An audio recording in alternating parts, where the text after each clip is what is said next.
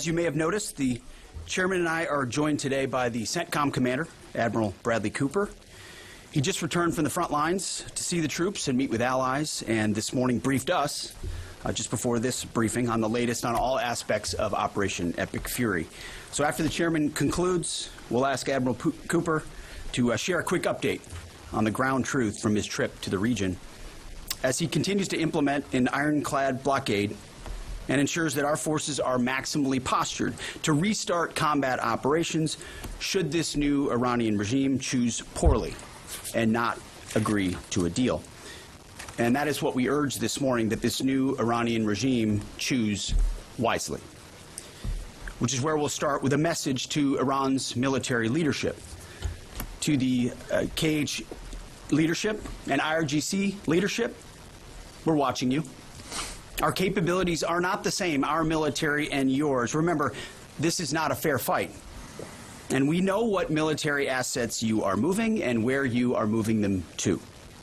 While you are digging out, which is exactly what you're doing, digging out of bombed out and devastated facilities, we are only getting stronger. You are digging out your remaining launchers and missiles with no ability to replace them. You have no defense industry, no ability to replenish your offensive or defensive capabilities. You only have what you have. You know that, and we know that. You can move things around, but you can't actually rebuild. You can dig out for now, but you can't reconstitute. But we can. We are reloading with more power than ever before, and better intelligence. Even more importantly, better intelligence than ever before, as you expose yourself with your movement to our watchful eye. We are locked and loaded on your critical dual-use infrastructure, on your remaining power generation, and on your energy industry. We'd rather not have to do it, but we're ready to go at the command of our president and at the push of a button. This blockade, which the chairman will detail this morning, is the polite way that this can go. Your energy is not moving and will not move, and we can do this all day. But it's not destroyed yet. Your energy industry is not destroyed yet. You like to say publicly, Iran, that you control the Strait of Hormuz, but you don't have a navy or real domain awareness. You can't control anything. To be clear, threatening to shoot missiles and drones at ships, commercial ships that are lawfully transiting international waters, that is not control. That's piracy. That's terrorism. The United States Navy controls the traffic going in and out of the strait because we have real assets and real capabilities. And we're doing this blockade, performing it with less than 10% of America's naval power. The math is clear. We're using 10% of the world's most powerful navy, and you have 0% of your navy. That's real control, and we have a long track record of dealing with pirates and terrorists. But there is an alternative. As our negotiators have said, you, Iran, can choose a prosperous future, a golden bridge, and we hope that you do for the people of Iran. In the meantime, and for as long as it takes, we will maintain this blockade, successful blockade. But if Iran chooses poorly, then they will have a blockade and bombs dropping on infrastructure, power, and energy. And at the same time, Treasury Secretary Scott Bessent and our friends over at Treasury are launching Operation Economic Fury as well, maximizing economic pressure across the entirety of the government. To Iran, choose wisely. The world watched, and so did you, as the U.S. military moved seamlessly from major combat operations to a world-class blockade. We can make that transition again, very quickly, and even more powerfully than ever. At the direction of President Trump, the War Department will ensure that Iran never has a nuclear weapon. Never. We'd prefer to do it the nice way, through a deal led by our great vice president and negotiating team, or we can do it the hard way. We urge this new regime to choose wisely. Speaking of choosing wisely, a note to the press corps, to the American media, as I just can't help but notice the endless stream of garbage, the relentlessly negative coverage you cannot resist peddling, despite the historic and important success of this effort and the success of our troops. Sometimes it's hard to figure out what side some of you are actually on. It's incredibly unpatriotic. This same press corps, not this exact same press corps, but at least an older press corps, bent over backwards during the Biden administration to explain away, the disastrous and disgraceful Afghanistan withdrawal. You called it the greatest airlift in American history. It's almost like you're cheering only for one side. This past Sunday, I was sitting in church with my family, and our minister preached from the book of Mark, the 3rd chapter. And in the passage, Jesus entered a synagogue and healed a man with a withered hand. The Pharisees came to watch. And as the scripture reads, they came to see whether Jesus, would heal him, or he would heal him on the Sabbath, so that they might accuse him. You see, the Pharisees, the so-called and self-appointed elites of their time, they were there to witness, to write everything down, to report. But their hearts were hardened. Even though they witnessed a literal miracle, it didn't matter. They were only there to explain away the goodness in pursuit of their agenda. As the passage ends, the Pharisees went out and immediately held counsel against him, how to destroy him. I sat there in church and I thought, our press are just like these Pharisees. Not all of you, but the legacy Trump-hating press. Your politically motivated animus for President Trump nearly completely blinds you from the brilliance of our American warriors. The Pharisees scrutinized every good act in order to find a violation, only looking for the negative. The hardened hearts of our press are calibrated only to impugn. I would ask you to open your eyes to the goodness, the historic success of our troops, the courage of this president, and this historic moment for a deal that could end the Iranian nuclear threat, the incredible battlefield victory laid before your eyes, the not one, but 2 incredible rescue missions, miracles, you might say, or a locked-in blockade. Or how about historic recruiting numbers? Yesterday, we announced that the Air Force and the Space Force met new higher goals in FY26, 5 months in advance of the end of the fiscal year, five months ahead of time. The Marine Corps and the Army will soon do the same. 2-3 years ago, we couldn't meet lower recruiting numbers, not even close. Where are the reports on that? Where's the coverage of the new spirit in the country, the new spirit in the ranks, the surge of Americans wanting to join the greatest military in the world? Nothing from the fake news. We sense a pattern. You see, on the battlefield, these are demonstrations of uniquely American capabilities, strength and resolve. It's all around you each and every day. But in the press, you only seek the negative, earning each and every day the fake news label. But the American people, with goodness in their hearts, see past the Pharisees in our press. They see the goodness. You watching, you see the goodness. They see the success. They see the reality. And they don't demand perfection, and perfection is not possible on any battlefield. But they see the incredible feats that our troops accomplish every single day. So to those troops, stay focused, block out the noise, stay aggressive. You are showing the world what it means to be an American warrior. You are making this building and the American people proud. We pray for you every day, and we have your back in every way.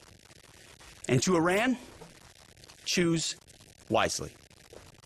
I pray you choose a deal which is within your grasp for the betterment of your people and for the betterment of the world. In the meantime, the War Department is locked and loaded. Mr. Chairman, over to you. Thank you, Mr. Secretary, and good morning, ladies and gentlemen. Thank you for being here today. Last week, the President of the United States directed a ceasefire that temporarily paused major combat operations in Iran. The unprecedented effort by America's joint force during Operation Epic Fury set the conditions for this ceasefire. And as the Secretary said, I'd like to emphasize during this pause that the United States Joint Force remains postured and ready to resume major combat operations at literally a moment's notice. This morning, I'd like to give you an update on the ongoing blockade in the CENTCOM AOR area of responsibility. On Monday, 13 April, at 10 a.m. Eastern Standard Time, at the direction of the President, America's joint force began implementing a blockade against Iran under the leadership of Admiral Cooper and the team at CENTCOM. Let me be clear, this blockade applies to all ships, regardless of nationality, heading into or from Iranian ports. The U.S. action is a blockade of Iran's ports and coastline, not a blockade of the Strait of Hormuz. Enforcement will occur inside Iran's territorial seas and in international waters. In addition to this blockade, the joint force, through operations and activities in other areas of responsibility, like the Pacific area of responsibility under the command of Admiral Paparo, will actively pursue any Iranian-flagged vessel or any vessel attempting to provide material support to Iran. This includes dark fleet vessels carrying Iranian oil. As most of you know, dark fleet vessels are those illicit or illegal ships evading international regulations, sanctions, or insurance requirements. More than 10,000 sailors, Marines, and airmen, over a dozen ships and dozens of aircraft are executing this mission. And let me walk you through this operation a little bit. Please go to the first slide. First to the graphic. This is taken before the blockade began. North is up. You can see the blockade line here in the center of the graphic, denoted by the red dashed line. This map is a pull from our common operating picture that we use to allow commanders and key leaders to see what is happening in near real time. We just grabbed screen grabs to highlight the actions and activities. What is not shown is how incredibly congested this area is and the incredible work that our sailors are doing to ensure that they can work in and around an incredibly busy water space. What is also not depicted here is the massive force of fighters, intelligence aircraft, helicopters, and other embarked forces, to include aerial refueling tankers, that are up overhead this blockade area. You'll note that U.S. forces are in blue. Iranian ships are in red. And as we started this blockade, there were 7 ships of interest that were of concern for U.S. Central Command.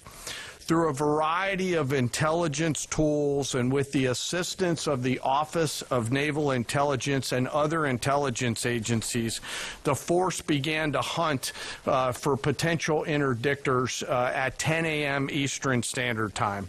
Next slide, please. It's now 12:40 Eastern Daylight Time, 2 hours and 40 minutes into the blockade, as attempted blockade runners attempt to hop the line. U.S. forces began to commit.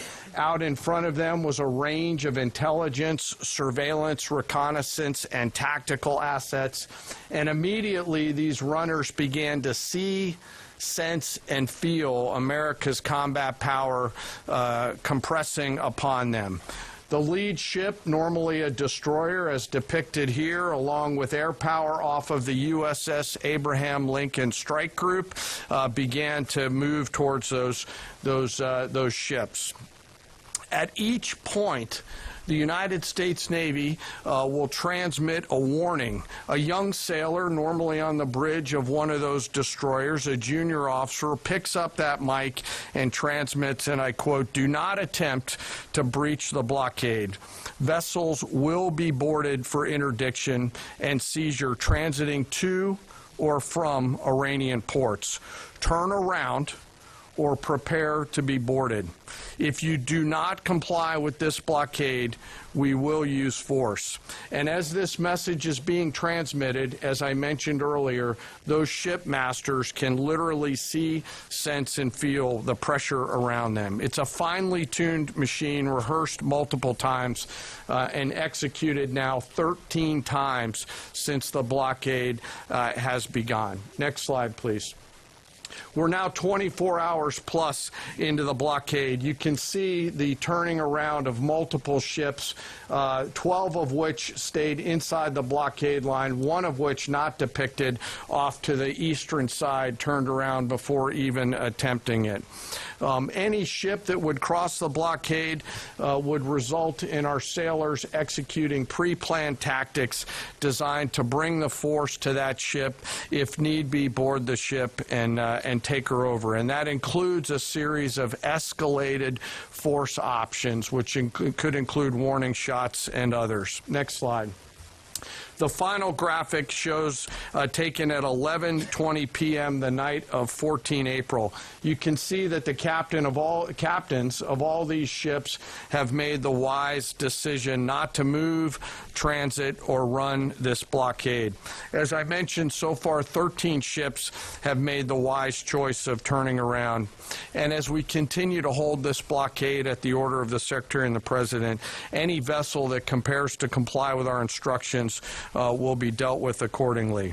As of this morning, U.S. Central Command has not been required to board any particular ships. And I'll remind you that we are also conducting similar maritime interdiction actions and activities in the Pacific AOR against those ships that left that area before we began the blockade. Before I turn it over to Admiral Cooper, I want to talk briefly today about the men and women enforcing the blockade, America's sailors and Marines, and today particularly our destroyer and surface forces. When we talk about an American destroyer, it's important that you and the American people understand their capabilities. An Arleigh Burke-class destroyer are the backbone of the United States Navy surface fleet. Over 500 feet long, they displace 9,000 tons, and it is the sports car of the United States Navy. From the keel to the mast, they stand nearly 10 stories tall, and their 4 gas turbine engines can drive the ship at 30-plus knots. These ships are armed to the teeth with surface-to-air missiles, land attack cruise missiles, anti-ship missiles, anti-submarine rockets, torpedoes, 5-inch naval guns, multiple electronic warfare systems, embarked helicopters, extending the reach and capability of each and every one of these destroyers. But far and away, the most important weapon on board these ships is the American sailor. Over 300 warfighters are the heart and soul of these warships. At sea, sometimes for months, and these ships out in the CENTCOM AOR have been out there for months. They operate around the clock in a constant state of readiness, always delivering for our joint force.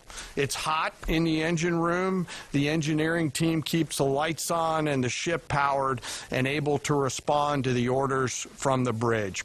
On that bridge, our sailors maintain a constant watch, maneuvering the ship tactically and safely through always congested water space, and there is a lot out there. It is like driving a sports car through a supermarket parking lot on a payday weekend with thousands of kids in that parking lot as you attempt to maneuver through there to get to that ship that would attempt to run that blockade.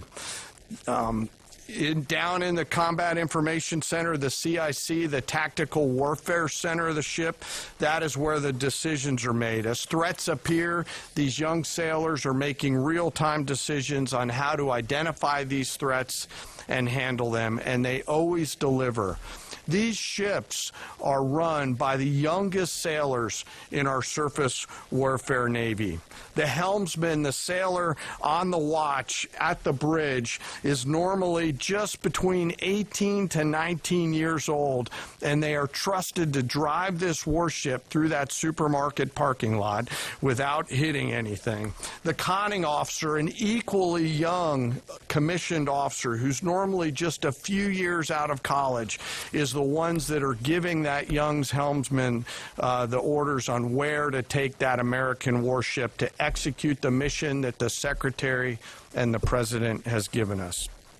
These are incredibly well-trained sailors. They are led by incredible leaders, salty, experienced leaders, and trusted with deep responsibility. And I'm so humbled and proud of America's Navy. These sailors choose to take the road less traveled to go into the historic surface Navy, and they deliver every single day. Finally, as I often do, I want to highlight one of those surface sailors today and remember our fallen. Today we remember Ensign Robert Thompson of the U.S. Laffey, who died on this day in 1945 in the Battle of Okinawa. He was killed while fighting a fire along with 31 others as 2 Japanese kamikaze aircraft hit their ship. He passed away 1 week after his 22nd birthday and was posthumously awarded the Navy Cross. We remember Ensign Thompson today and all of our World War II vets who continue to give us the gift of a great example, and those surface warfare sailors who are out there doing the job right now take the courage, grit, and determination that those World War II vets gave us into these actions and activities that they're tasked to do every single day. So now I'd like to turn it over to Admiral Cooper to give us a readout of his recent trip to the region. Well, good morning, and Mr. Secretary, thank you for the kind invitation, and Chairman, great to join you. It's a real honor to be here representing the more than 50,000 American service members deployed throughout the Middle East today, supporting operations. And it's great to have the opportunity to highlight the tremendous efforts our warfighters operating forward and the important partnerships with regional allies that continue to thrive. In fact, yesterday I returned from my second trip to the Middle East in the past 15 days. 2 very different visits, one during our offensive operations against Iran, and the second in this most recent trip during the ongoing ceasefire. Very different. During both of my recent trips, I visited with our troops who were deployed across the region in more than 70 different locations, in a distance that largely spans between Florida and Arizona. I've long believed that every success that we have starts and ends with our people, and boy, does this shine through brightly. During these visits, I had the privilege of personally recognizing more than 100 servicemen and women for their extraordinary valor, their courage, and their initiative under fire and delivering fire. And every time I interact with these young men and women downrange, I am deeply inspired by their courage, their resilience, and their unwavering commitment. The stories are remarkable. In many cases, you've seen this play out over TV. Fighter pilots who took out Iranian missile launchers in the moments prior to their launch against Americans and our partners, and who hit key military targets in and around Tehran on the attack more than 13,000 times. I met with some of the teams that helped to bring our F-15 airmen home safely from Iran and heard first-person accounts of the stories. Absolute heroes. I spent time with our troops who are employing cutting-edge tactics and technology for the first time in warfare. I won't be able to talk about what those are, but these young men and women are breaking new ground. It's incredibly inspiring. I met with teams who launched our own one-way attack drones into Iran. These were originally Iranian-designed drones. We brought them back to America, took the guts out, put a Made American stamp on them, and fired them right back to Iran. Very effective. I met with teams who are employing AI every single day to help us sift through vast amounts of information to help us make decisions faster. And importantly, humans are always in the loop in this process. I met with our Space Force teams and our cyber specialists, whose work cannot be discussed, but who serve with indispensable impact. I met with our logisticians and sustainers all over the region. There is just no military that executes logistics like the U.S. military. This group is doing exceptional work, moving thousands of tons every single day. I met with our air defenders who shot down Iranian ballistic missiles. My message for this group in particular is that their actions most certainly saved thousands of lives across the Middle East during Epic Fury. And all told, my personal assessment is, after these couple of trips, is our troops are highly motivated, they're focused, they're vigilant, and they're ready. And they're using this time to do a couple of things. We're rearming, we're retooling, and we're adjusting our tactics, techniques, and procedures. There's no military in the world that adjusts like we do, and that's exactly what we're doing right now during the ceasefire. A little note about partners. My discussion with regional allies and partners, both at the senior civilian level and the senior military level, reinforced our shared commitment to regional security. But beyond that, having now fought together side by side, I assess that our military partnerships are stronger than ever as we continue to maintain a very active defense posture across the region during this ceasefire. And that posture stretches across the entire Arabian Peninsula, and it runs from northern Iraq all the way down into the northern Arabian Gulf.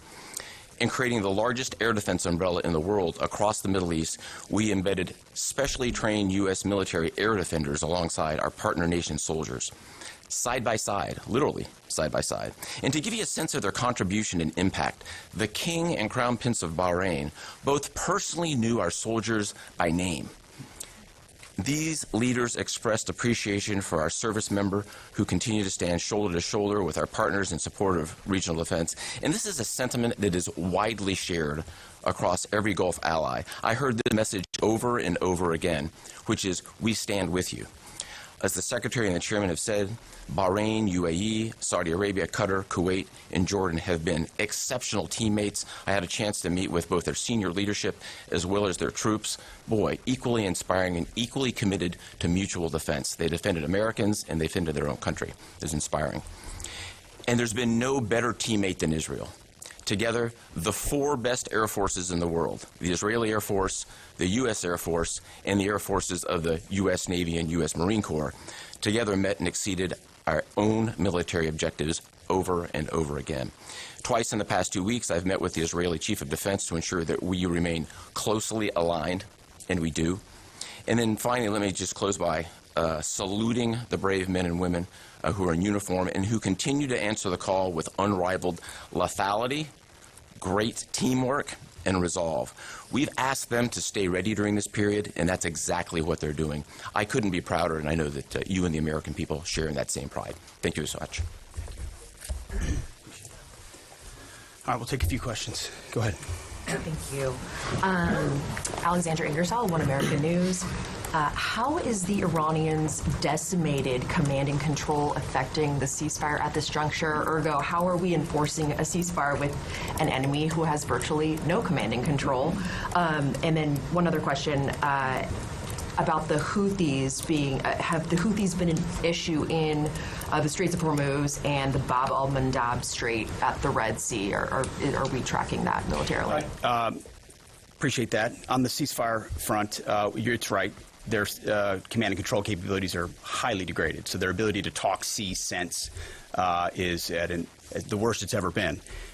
But their motivation to want to stay in the ceasefire is very high because they understand that a violation of that ceasefire means a commencement, once again, of Admiral Cooper's forces, which went very poorly for them. So they have a high incentive to maintain that ceasefire, even though they can't talk and organize as well as they'd like to. And then as far as the Houthis, thus far, they have stayed out of it, which, of course, we think is a good decision by them, and I think is a reflection of the fact that over a year ago in Operation Rough Rider, we had an ongoing and intense campaign that demonstrated American capabilities, which has them hesitating to want to do something on that strait, which I think would be a poor choice.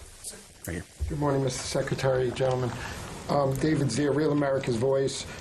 As commercial shipping ramps up, you know, there was 130 ships a day going through that. As that happens, ships have to anchor up, right, and wait to pass through the narrow strait. Is there any progress with an international force to phase out U.S. military-led escorts or other? Is anyone stepping up to do that? It's a great question. Long term. They should be. There's a lot of talk, and what we've seen in this conflict from allies, and those is a lot of talk, except for the ones that were mentioned by Admiral Cooper in the region who've been phenomenal. Other allies have talked a lot and haven't done anything. And as the president has pointed out, this is a waterway that the American commerce doesn't use all that much. We don't rely on the energy coming out of the Strait of Hormuz, but Asia does, and Europe does, and large parts of the rest of the world do. And so their ability to muster a collective defense or a clearing of the straits would be a wonderful thing. And we hear and see the talk about it, but when shots were fired and those countries were needed the most, they weren't there. They weren't in the strait. They weren't alongside us. Their leaders weren't rallying what they have of their navies. If they decide after CENTCOM does the heavy lifting, which again they should be able to do, we should live in a world where other countries can defend waterways, not just the United States Navy. Should that conclude, which we believe it will, then we would welcome other countries coming in after the fact. But you can't live in a world in perpetuity, and this is a message to the rest of the world and our allies, where you just rely on America to continually do the heavy lifting. Oh, Iran might get a nuclear bomb. Who's going to do something about it? America. And America only. Other allies need to invest in their capabilities so they can project power and do basic tasks like clearing a strait. So we're not counting on it, but it would be wonderful to see it if it ever materialized. Yes. Thank you, Mr. Secretary. Thank you all for your time. I have a couple questions. I know you said a few weeks ago that Iran's supreme leader was wounded and disfigured. Do you have an update on whether he's even alive at this point? And then another question for you.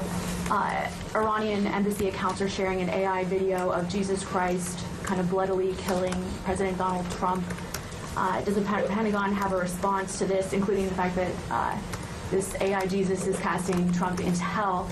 And then finally, for Admiral Cooper, could you speak to us about the morale of the American service members that you're seeing in the Middle East? I think Americans are really interested in what their experiences and testimonies are like.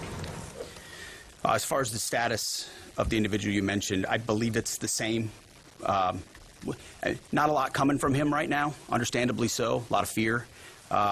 Believed to be alive, wounded, and disfigured. Status remains the same. As far as a video like that, of course, that's disgusting and detached from reality. Iran says a lot of things in the propaganda space based on complete lies, and their actions have been lies. Oh, we don't target. We see missiles going into civilian facilities and hotels in the Gulf states. They say we only target military targets, as you watch drones and missiles go into. So they are going to misrepresent, lie, spin in a multitude of ways, which we are quite used to. Ultimately, they need to come to the table and make a deal. And I'll hand it over to Admiral Cooper for this. Yeah, I would just reiterate my previous comment. Morale is very high. And anyone in the military can take about 2 seconds to figure out what morale looks like by meeting around it with the people. And it is crystal clear. These are motivated young men and women. I had the wonderful privilege of writing a letter early on in the operation to the team forward. And I told them this was going to be a mission of extreme consequence. And serving at a time where you are making a difference, consequential, as the Secretary and the Chairman have described over and over again, is incredibly and deeply meaningful. And I think that's the key part of the drive, as well as being great teammates across the board. It's a privilege to watch. Jerry. Thank you. Jerry Dunleavy with Just the News. I have a couple of questions. First is some critics of the Trump administration policy, including former NCTC Director Joe Kent, have attempted to claim that the Trump administration's policy of zero enrichment for the Iranians is not actually President Trump's policy, but was foisted upon him by the Israelis. Looking back, doing a bit of a refresher for myself, I saw that zero enrichment was the Trump State Department's policy in the first admin. Just stop for a second. As someone who, unlike the individual you referenced, is in the presence of the president nearly every day and has been inside every single key meeting that has happened surrounding the idea of Operation Epic Fury, not a single thing has been foisted upon the President of the United States. President Trump makes his own decisions about the interests of this country and defending our interests, and then working with allies and partners, in this case, Israel, who's got a lot of will and a lot of capabilities, which we're grateful for. Nothing gets foisted on President Trump. So those people who were not in those meetings who like to say things about that are just flat wrong. I have a quick one for Admiral Cooper, if that's Sure. okay. Thank you, sir, and thank you for being here. So during Operation Epic Fury, 13 U.S. service members have lost their lives, some of them in an apparent aircraft refueling accident, and some of them from Iranian strikes, including a drone strike. I was wondering if you could share a little bit with us about how that